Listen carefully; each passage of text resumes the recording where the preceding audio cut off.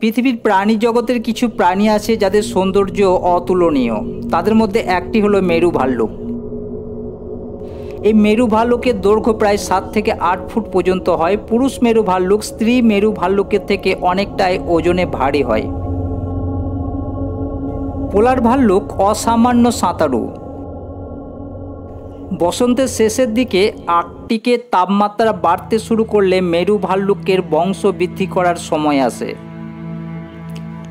গর্ভবতী পোলার ভাল্লুকে শীতের শুরুতে একটি তুষারের মধ্যে গর্ত খনন করে। গর্ভবতী মহিলারা অক্টোবরের শুরু থেকে ডিসেম্বরের মধ্যে যে কোনো সময় গর্তগুলির মধ্যে প্রবেশ করে। স্ত্রী পোলার ভাল্লুক শীতের মাঝামাঝি পৃথিবীতে কিছু শীতল অঞ্চলে শাবকের জন্ম দেয়।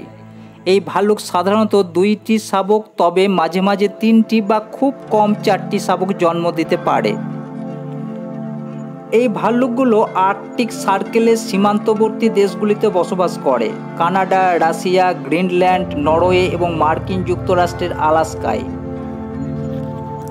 শীতকালে আর্কটিক অঞ্চলের তাপমাত্রা সাধারণত -29 ডিগ্রি ফারেনহাইট থাকে এবং তা -92 ফারেনহাইট পর্যন্ত হয়ে যেতে পারে।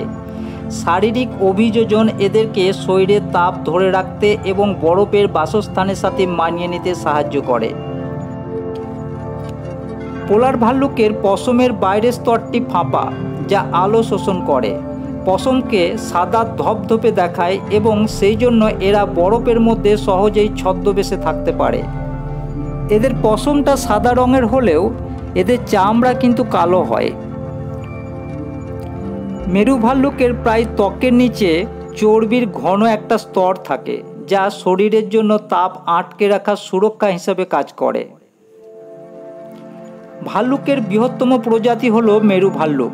এই মেরু ভাল্লুকের উচ্চতা গড়ে 3.5 থেকে 5 ফুট পর্যন্ত হতে পারে, কিন্তু ভাল্লুক যদি পিছনের পায়ে দাঁড়ায় তবে এর উচ্চতা 10 ফুটেরও বেশি হতে পারে। পূর্বেই বলেছি ভাল্লুক মাংসাশী প্রাণী। এরা মাংস খেতে পছন্দ করে। এদের প্রিয় খাদ্য হলো সিল, তবে মাছও এদের প্রিয় খাদ্যের তালিকার মধ্যে পড়ে। মেরু ভাল্লুকে বরফের পৃষ্ঠদেশে অপেক্ষা করে কখন সিল শ্বাস নেওয়ার জন্য উপরে উঠে আসবে। সিল যখন শ্বাস নেওয়ার জন্য উপরে উঠে আসে তখন তাকে শিকার করে।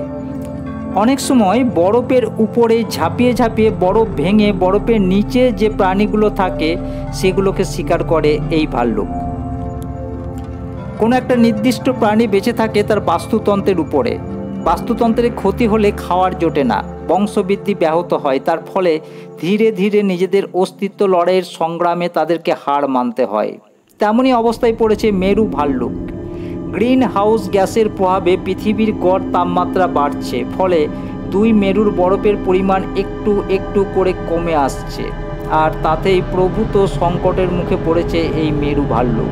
কারণ বরফ ছাড়া তাদের বেঁচে থাকা সম্ভব নয়, কারণ তার স্বাভাবিক বাস্তুতন্ত্রই বরফের উপর নির্ভরশীল। খাদ্যের যোগান থেকে পরিবেশ পরিস্থিতি, একেবারে চরম ঠান্ডা আবহাওয়া ও বরফ না থাকলে এই প্রাণীর পক্ষে বেঁচে থাকা অসম্ভব হয়ে দাঁড়ায়।